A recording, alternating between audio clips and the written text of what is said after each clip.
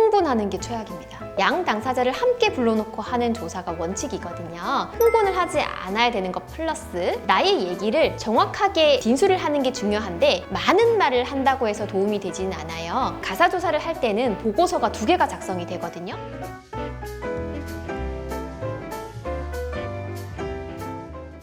안녕하세요. 그날 솔루션 이지은 변호사입니다.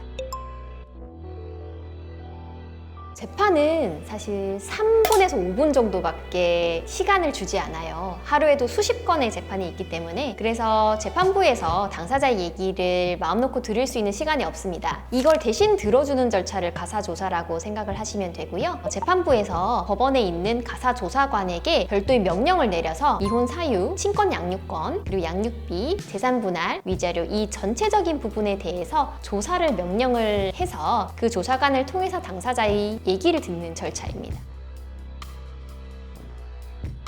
조사관은 법원에 있는 공무원이세요. 가사 사건에 대해서 전문성을 가지고 있는 전문 인력이라고 보시면 됩니다. 이거는 법원마다 좀 다르고 조사관마다 다른데요. 통상은 2회에서 3회 정도가 가장 많습니다. 그리고 한 번 진행이 될 때는 보통 2시간 정도가 소요가 되고요. 더 많이 소요가 되는 경우가 있으니까 시간을 좀 넉넉히 비워두시고 가시는 것을 추천드립니다. 당사자분이 얘기를 하면 저희는 그 부분을 굉장히 그럴듯하게 바로바로 임기응변으로 잘 얘기를 할 수가 있죠. 그래서 저희가 만들어내는 것은 사실 서면으로 충분하다고 생각을 하시는 것 같아요. 당사자들이 실질적으로 하는 얘기는 또 다를 수가 있거든요. 그래서 가정법원에서는 조금 실체적 진실에 더 다가가기 위해서 변호사가 동석을 할 수 없는 가사조사 절차를 진행을 하고 있습니다.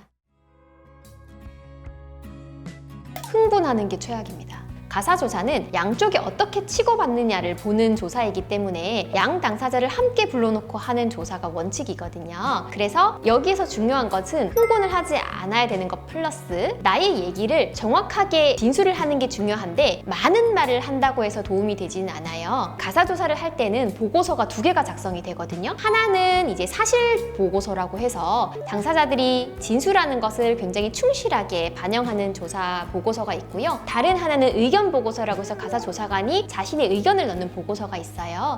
이 보고서가 작성이 잘 되는 게 중요하거든요. 재판부는 그 보고서만 보고 판단을 하니까요. 그래서 얘기를 할 때 또박또박 조사 보고서에 잘 작성될 수 있도록 간결하고 확실하게 의사를 전달하는 것이 중요합니다. 그리고 특히나 피고의 입장이 되면 원고의 얘기부터 먼저 들은 다음에 피고의 얘기를 듣는 경우가 많거든요. 그렇다 보니까 원고가 조금 더 많이 얘기를 하게 되거든요. 그거를 보고 피고의 입장에서는 편파적이다라고 생각을 하실 수가 있어요. 그런데 그것은 아니고 어쨌든 순서적으로 원고가 소를 제기를 했기 때문에 원고의 얘기를 먼저 조금 더 많이 듣는 것이라고 생각을 하시면 됩니다. 그래서 원고에게 이 정도의 시간을 줬으니 저에게도 충분히 시간을 할애해달라고 얘기를 하시고 나의 얘기를 충분히 하시는 것이 도움이 됩니다.